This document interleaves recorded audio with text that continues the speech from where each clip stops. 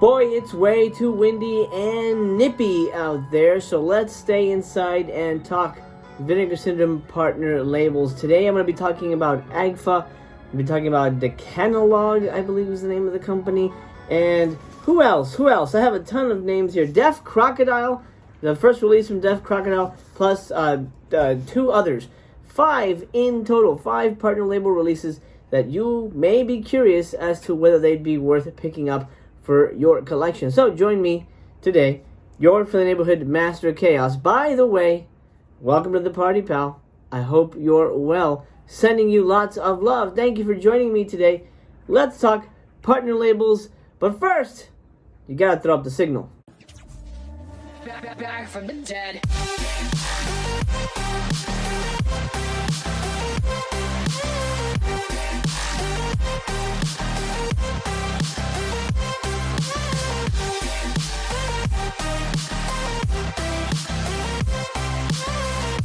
Before I dive into the 5 partner labels, I want to give you a quick life update as far as I'm concerned. I've finally, after a bit of negotiation, a bit of time working out the details, finally was able to cinch a contract. I'm back working with the Asylum, and we're going to be making a film. I can't announce it just yet, but I will very soon, because I've just been contracted to finally go to script on this outline we've been working on for about 6 months, actually more than 6 months. But finally have been given the green light to write it, and we're shooting in April. That's right, April, only a few months away. But yeah, the month after next. So pretty insane. They move fast, which means I gotta move fast. The good news is I write fast. However, I will be taking kind of a slight pause here on the channel, so the daily content is probably gonna slow down quite considerably. But I hope you'll understand. I'm busy toiling away in the salt mines writing my next film. So stay tuned for updates on that. They will be incoming. I will be covering the Vinegar Syndrome Valentine's sale, so stay tuned for that as well. And while you're at it, drop me a thumbs up on this video. It does help out. If you're new here, do consider subscribing. That means you and I get to hang out again and do what we're about to do, talk movies. Let's kick it off with I'll go over here, Detention. This one, amazing cover. I really like that. I kind of like that simpleness back there. I do think that's kind of nice. I would have appreciated maybe a splash of blood or something, you know. Go just a little bit. But Detention is a very interesting film. It's Taiwanese, if I'm not mistaken. This is from Detention. I want to make sure I get that right. Detention. It's a new partner label, and I'm very excited to see what they bring forth in the rest of the year, in the coming year. In terms of their releases. This one was a very interesting one based off of a video game. There's a lot happening in this movie. I'm not going to give too much away. As a matter of fact, these are going to be very brief capsule reviews because I don't want to take up a lot of your time. Also, as you understand, I'm busy. But I wanted to bring you some content here because I love you and I miss you.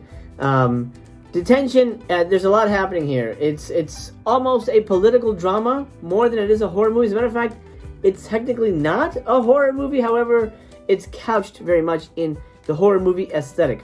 I will say this is a beautiful fucking looking movie. Gorgeous, gorgeous, gorgeous cinematography. Great lighting. The Blu-ray here, oh my god, immaculate. Looks so good. There's shots in here that are jaw-dropping. Creepy stuff, like her walking down the hallway with just a candle. My god. Gorgeous, gorgeous stuff. Overall, the movie's a little too long for what it is. It gets a little up its own ass with flashbacks and who's who and what's what and Yojimbo type storytelling a little bit. But it's really damn good. I loved it, and I think you'll enjoy it. I'm going to give this one 4 stars. I don't want to give too much away about the plot, again, because there's a lot to unpack. But it's essentially about kids in Taiwan. Taiwan is under martial law during the Cold War era. I don't know too much about the history, but apparently this has really happened. I forget, it's called the White Plague or the White Terror, I believe. It was an actual thing that happened. Anyway, these kids are reading banned books. The government doesn't want that, and they get in trouble. It's a whole kind of like communism kind of situation happening, and it leads to, very. Now, I don't want to give too much away, but it leads to some pretty creepy situations and some very unfortunate situations. But overall, it's a good movie. It's worth your fucking time. If you like Asian cinema, Silent Hill video game gameplay aesthetic. If you like the Silent Hill movie, I think you'll dig it. And if you like history, because it definitely delves with a lot of history. AGFA, number 2. The Monster of Camp Sunshine triple feature. This is a triple feature. Yeah, it's a triple feature. So hold on to your butts. Here we go. Monster of Camp Sunshine sucks. Ass. Sucks. But look at this slipcover. What a beautiful slipcover. Oh man, beautiful. I love that. What an awesome design. Yeah, Monster of Camp Sunshine sucks ass. Terrible, terrible movie. But I've seen worse. But basically, it's a lame excuse to show people nude at a nudist colony. And then, literally, the last 20 minutes, oh, this guy goes crazy and kind of threatens the girls, but not really. And then the ending is just bonkers, stock footage bullshit, but whatever. To me, it is also indicative of the Something Weird era, when Something Weird was really big in VHS and DVD. I think Image was putting them out. So Monster Camp Sunshine means a lot to me. This is another movie that I discovered through Real Wild Cinema, hosted by Sandra Bernhard. Loved the way she recut it, or whoever the editors were, they recut it. Finally watched the movie. The movie did not live up to it, but it has a special place in my heart because it's sort of indicative of that era. It's definitely a piece of that kind of filmmaking, of that milieu, of that do-it-yourself indie filmmaking. Hey, people are really into nudie films and nudist colony movies. We can get away with showing tits if we make it a nudist colony movie. Doris Wishman did the same thing. Good old Doris, an old pal of mine. Not a good movie. Don't go expecting a good movie, but if you like something weird type stuff, there's some really nice tits in here. So I will say that. Honeymoon of Terra is the double feature. There's a third movie I'll talk about, but I probably shouldn't because it's awful. Even worse. But Honeymoon of Terra is actually my favorite on here. Really good movie. I will say Monster is really the headliner because it's the longest. 74 minutes. It's also the most well-known. Honeymoon of Terra is only 62 minutes. Brisk, lean and mean, but best movie on here. Really, really damn good. I will say it does kind of waste a lot of time in the first half. First half drags quite a bit, but the second half, when it becomes, essentially an out-and-out chase movie, it gets pretty awesome. It gets pretty legit. I mean, people, this girl's being chased by a maniac on this island, and her husband has to get to her, but he's taking the boat out to get food, so they're separated. He has to come rescue her. The woman's rolling around in the mud and yelling and screaming and fighting. It's very, very intense, very, very visceral, which is something you don't see in a lot of these movies. So I 100% recommend Honeymoon of Terror for that. Actually, the whole disc, if you like black and white cheesecake movies, you're going to like this for the most part. Honeymoon of Terror, fucking the best thing on here. The worst thing on here is the special feature edition, what's it called? All Men Are Apes, 63 minutes. Piece of shit. Waste of fucking time. Do not even watch it. No nudity, from what I remember. Yeah, I don't think there's any nudity in it. It's teased as like a strip clubby, sexy, nudist movie. But if I remember correctly, there's zero nudity. There's a lot of people stripping, but you don't see any meats.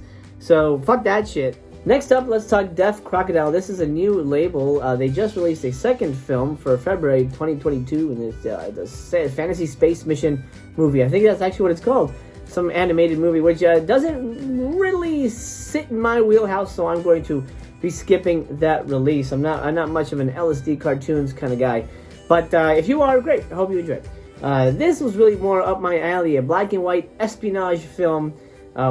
It's a lot of things. From what I understand, I thought it was a Swedish film. It says here that it's Swedish. This is Swedish somewhere, but the film is in French. In Swiss French. That's where I get the Swiss from. In Swiss French. Oh ho ho! Mr. fucking fancy ass over here. Swiss French. Which I'm sure there's a difference or else they wouldn't say it. So, okay. Swiss French. Awesome. What is the movie about? Again, it's simple, but it's also a little tricky to decipher. All I will say is this. There's a scientist who's made a device that can cancel out nuclear weapons or cancel nuclear fallout or something like that. And everybody wants it. All the guys want it. All the bad guys and the good guys. All kinds of guys want it. And they're all trying to get it. The scientist has gone into hiding. He doesn't want anyone to get their hands on it. And that is where our plot takes away from.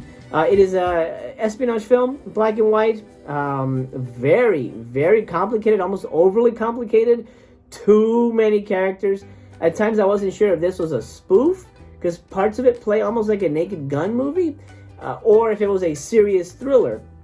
So I think the tone is a little all over the place for this movie, which is not great when you're trying to piece together a plot. But overall, it's an enjoyable movie, which I can't say that about many things that I pick up nowadays blind bought.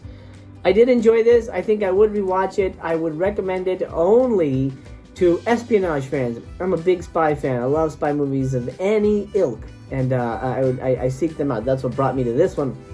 So if you like, Sean Connery, James Bond, if you like, In Like Flint, I would even say Dr. Goldfoot, the Bikini Machine type of stuff. I mean, it doesn't get that campy. It never gets that campy, but parts of it feel like that. If you love expressionistic cinema, a lot of the shots here are beautiful, gorgeous. By the way, excellent restoration. I've never seen the movie before, but I imagine this is the best it's ever looked. Fantastic, clear picture, beautiful, beautiful, black and white, very rich, very sumptuous, kind of hurt your eyes so good. Black and white, I love it. My favorite kind. And actually, no, my favorite kind is the old, scratchy, Universal monster movies on VHS. That's my favorite black and white. But this is very, very good, and it's a lovely film to look at. There is a lot to unpack. I haven't talked about the special features, but honestly, I'm really just reviewing the movies here. This one has a ton of special features that go into the behind the scenes, a documentary from Swiss TV, and then you get an interview with the first assistant director and stuff like that. So you get a lot of stuff on all these movies, really, special features wise. I would give this, I'm going to go 4 stars. I'm going to go 4 stars for The Unknown Man of Chandigarh. It had enough style. It had enough things going on visually that I think it's quite worthy. Not everybody will like it. It's not for everyone. I will say that. So I can't give a blanket recommend for any of these, unfortunately. But I have to be honest with you. Tadashi Nagayama's Being Natural is an enigma. It's the kind of movie that you can't really put your finger on. I can't really tell you what this movie's about because it's almost about nothing. But again, that's not necessarily a bad thing. Here we find a dude who has sort of retreated to country life. He lives a quiet existence taking care of an old man. The old man passes away. He's somewhat friendly with the son of the old man, and the old man's son says, "Oh, you can stay here at the house and just kind of hang out. Help me at this fish pond. I run a fish pond, and you can just kind of hang out with me." And so they hang out. They have another friend who looks almost like the stereotypical hobo kind of character. If there was a Japanese George Buck Flower, this guy would be the Japanese George Buck Flower, 100%. So anyway, they hang out at this fish pond. They have barbecues. They play the bongos. They hang out. And then, meanwhile, there's a couple that have moved into town. They want to buy the old house that the old man lived in to open a restaurant. But the guy who lives there doesn't want to sell it. He wants to keep it in memory of the old man, yada, yada, yada. And then the movie takes a weird turn, which I don't want to spoil now. Now, this is the kind of movie that was sort of teased, that the way it ends is very different from how it begins. That's 100% true. But I don't want to get your hopes up. I think a lot of reviews, maybe a lot of even the wording on the site wants to build this up as something fantastic. Like, holy shit, you're not going to believe the last 10 minutes of this movie. True, you're not going to believe the last 10 minutes of this movie, but you're also going to go, what the fuck does that mean? And that's not a good thing. To me, I feel, while I almost kind of liked the pastoral, quiet, let's hang out part of the movie more than the last 10 minutes, where it takes such a strange turn that at first I wasn't sure if it was really happening or if it was in this character's imagination or not. I won't say what it is. Don't worry. No spoilers here. But I will say this. It does leave a weird taste in your mouth by the end of the movie. But what I mean is, you establish something with these characters, and then you get this very bizarre twist, I guess you would call it, or just all of a sudden almost like a different writer took over and wrote the end of the movie. It's very weird. I don't think it's certainly not earned. It comes out of left field. It's too strange. I mean, it's very much an Asian movie, if you know what I mean. It's definitely not what you expect. It doesn't play by the rules, which I love that about Asian cinema. But this is a hard movie for me to recommend, honestly. I liked it. I will say that. I really liked this movie quite a bit, and I would rewatch it. I think it's a wonderful movie. It's well-paced. I think I've made peace with the ending. I think I've had to fill in the blanks myself as to what it meant. I may not be right, but it is what it is. I have to sleep at night, so I have to come up with my own ending. And that's something you'll have to do. This is supposed to be a glow-in-the-dark slip, but I actually have not even tested it. So I guess we'll take their word for it. Here's the Emery case. It was very strange, actually. That's not even part of the movie. I don't remember that even happening in the movie, that little blurriness. In case you're wondering, yes, there's a bit of gore at the end. It does get slightly violent, but don't expect this to be an action movie. Don't expect this to be a horror movie. Don't expect this to be science fiction or fantasy. I'll say that. What happens at the end almost makes absolutely no sense and is indefinable genre-wise.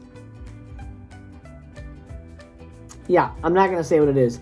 But if that at all has intrigued you, then check it out. I think you'll dig it. I'm going to give this one 3 stars. Overall, I liked it. Like I said, I'd rewatch it. But it's a hard movie to pin down. And I think that's really going to disappoint a lot of people at the end of the day. If you can find it anywhere else, remember, TBYB. Always try before you buy, my friend. I urge you to save your money. TBYB. Rent it for $3, $6. But that's cheaper than spending $30 on something that you may not like, right? Remember the old rental days? Those were important, and they still are. Last but not least, it is Girlfriend from Hell. This is a new release from Culture Shock releasing. This is the first as a partner label with Vinegar Syndrome. The new one was just announced, American Scream. I will say this, I've seen American Scream. It is available on YouTube for free. So again, TBYB, my friend, TBYB. I hated it. I thought American Scream sucked. I'll say that right now. I'm not buying it, but I'm going to give you a free review right there. American Scream sucks. And I'll go into detail over on Patreon if you want to join me there and support me, because I cannot monetize on YouTube. I do this for free, just for fun. But if you want to help me over on Patreon, I provide up to 3 new videos a week exclusive to Patreon, depending on your tier level as a supporter. You will get extra content that I never ever put on YouTube. I'll go into details as to why American Scream sucked, but am I buying it? No way. Did I buy this? Yeah. I've never seen it before, but I decided, let me support the new label, give it a try. I love 80s movies. How bad could it be? Good news is, it's not bad, but it could have used more titties. I'm going to be honest with you, because I always am. First of all, look at the slip. Beautiful slip. Gorgeous artwork. Really, really fantastic. Her boobs aren't that big, I will say that, so that's definitely trying to trick you. But here's the problem with this movie. And you know, at the risk of sounding misogynist, please understand me when I say what I say. This movie would have been a masterpiece if Michelle Bauer were the main character, or Linnea Quigley, or Brink Stevens, or take your pick, you know, any you know, hottie from the 80s, 90s, working, you know, in this era. As it stands, the main actress is fantastic. She's so good. Leanne Curtis. She's awesome. Awesome. Really good actress. As a matter of fact, she's probably, out of all the names I just mentioned, she's awesome. Better, I would say, than a lot of them. She probably did a great job acting. However, this is the kind of movie that needed a cheesecake actor in it. You know what I mean? I think you know what I mean. This is a movie that is a little strange, because it starts off a little disconcerting. It's called Girlfriend from Hell, but it starts in space. And you see these floating meteors chasing each other. You're like, what the fuck is going on? And for the longest time, I thought that they were aliens. And I was confused, because the movie's called Girlfriend from Hell. Why would they call it Girlfriend from Hell if it was aliens? fear not, it's not aliens. But it's weird the way the devil is presented in here is like a floating energy ball that travels through space and time. It's a little weird. It's a little confusing. Anyway, the devil's being chased by her ex-boyfriend.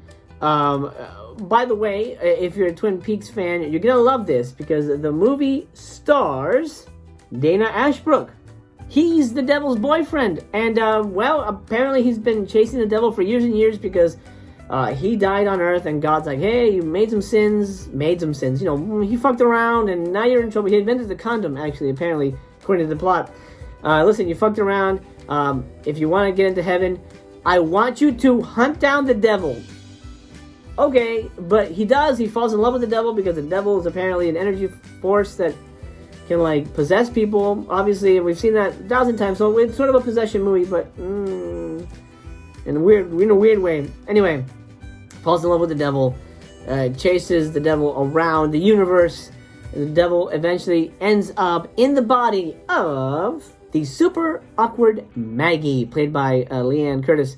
And she goes from, like, nerdy, geeky, wearing glasses, hair all, you know, tied together tightly and stuff like that, into this monstrously sexy, floofy-haired woman who has no inhibitions and plays by her own rules. Now, if that role was played by Michelle Bauer, boy, would we have gotten some skin. And this would have been a fucking great movie. But because Leanne Curtis does not get naked, as a matter of fact, there's almost no nudity in this movie. No nudity, except for one brief moment where they somehow...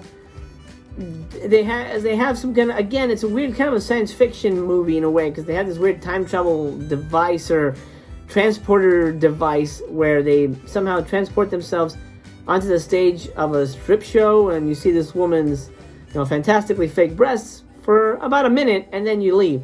So there's a little bit of nudity. But imagine Nightmare Sisters without any nudity. I think I heard 1,000 voices screaming in agony across the universe. This is kind of what it feels like. I mean, I think this is a better movie than if Nightmare Sisters had no nudity. No offense to that movie, but you know what I mean? The attraction for Nightmare Sisters is obvious. Here, if this movie had a bit more skin, you know, a little bit more tantalizing, you know, kind of stuff. Think of another good example of Slime Ball, of Sorority Babes at the Slime Ball Bowl-orama. Imagine if that didn't have Michelle Bauer in it. It's a good movie. Overall, it's a fun movie. It's a fun ride. It's a fun 80s movie, but not amazing. And the third act is kind of a letdown too. It just kind of stops in a weird way, and you're like, oh, that was the ending? Oh, okay. 3 stars. Girlfriend from Hell. I'm gonna be honest. I'm grading on a curve here. If it had Michelle Bauer in it, getting naked twice. I put a number on it, but you know what I mean. 5-star masterpiece.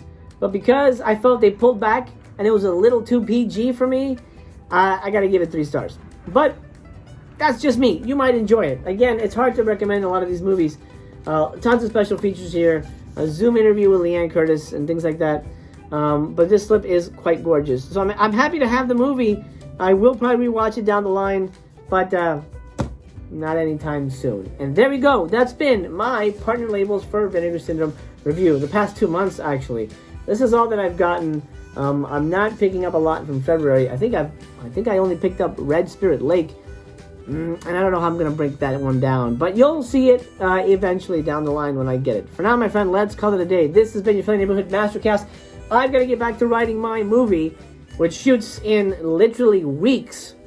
Dang, that's a sobering thought. Okay, I've chatted enough. I love you very much. Take care of yourselves. I hope to see you soon. Remember to subscribe if you haven't already. Valentine's is just around the corner, and send a little love my way. Subscribe. Give me a thumbs up. I'll see you when I see you. For now, signing off. Take care.